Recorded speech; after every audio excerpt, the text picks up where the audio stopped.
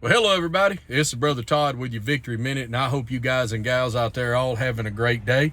I want to say thank you to all of you that have sent word to me, hoping that I get to feeling a little bit better.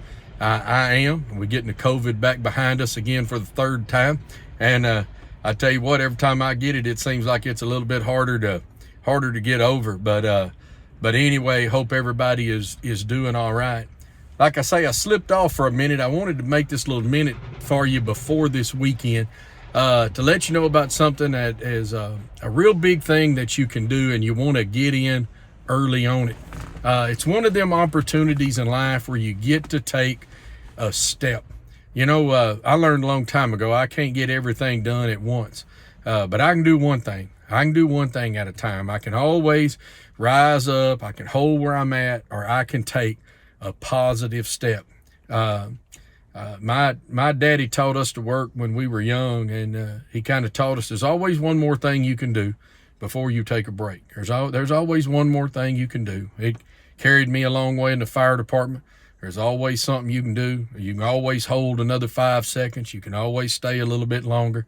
And I've sure learned in ministry that sometime and in life, raising kids and family and all those kinds of things, sometimes you just have to make the decision to hold where you are, or to take just one step. Like I say, you can't fix it all in one day, but you can always take a positive step, Lord willing. You know, some of the most famous people in the Bible, I was driving out here, I was thinking about three David's mighty men. The three that are most known were the mightiest of all of them. Jehoshabeam, who was just simply known by his nickname, the Spear, because he killed 800 men with a spear.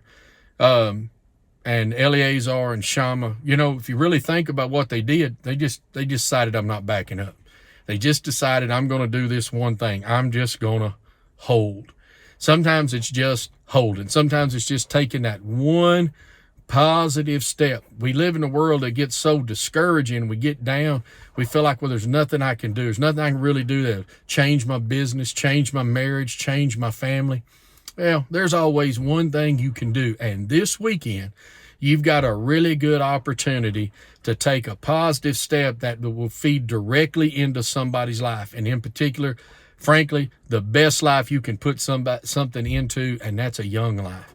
Somebody that's got, if the Lord tears their coming life out in front of them, where you can help them change their whole way of going. We're doing a deal at the church this week. We started this Sunday, and it goes for 2 months. We've got life group times on Sunday mornings, 8:30. We've got some meet during the week. We got some meet in people's houses. But it's a deal called Whatever Child Needs. Whatever child needs. And as we're getting ready to go back to school and all those things, I feel sorry for these kids now. They have to go back to school so early. When I was a little boy, we didn't go till after the 1st of September. But now it's the middle of August. Or even my birthday's the 12th of August, and it's usually school's already started now. And but right now, while you're thinking about all of that happening and starting back up, and whether you got kids at home or not, grandkids, or just the kid down the street that you know about, it's a wonderful opportunity to take a step in your life that is going to bring blessing into their life. And the best thing to do is get in on it early. Now, if you miss a week or two, it ain't going to kill you, and the lessons all stand alone. But there's nothing like getting in at the front and going through.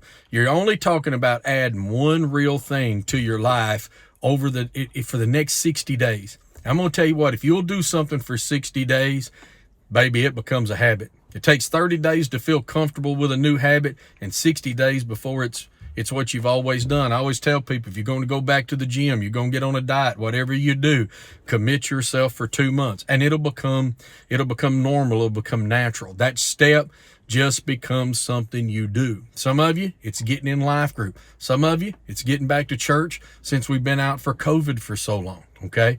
Whatever it is, take that real, intentional step right now, first part of August, so that as you move forward, man, by the time we get to October, you're going to be laying down some new good things in your home, in your life, in your business, in your relationships, and it can all happen with just one step. So I want to encourage you, get to church. If you can drive even if it's too far to drive every week, drive down to Victory Church in Scurry.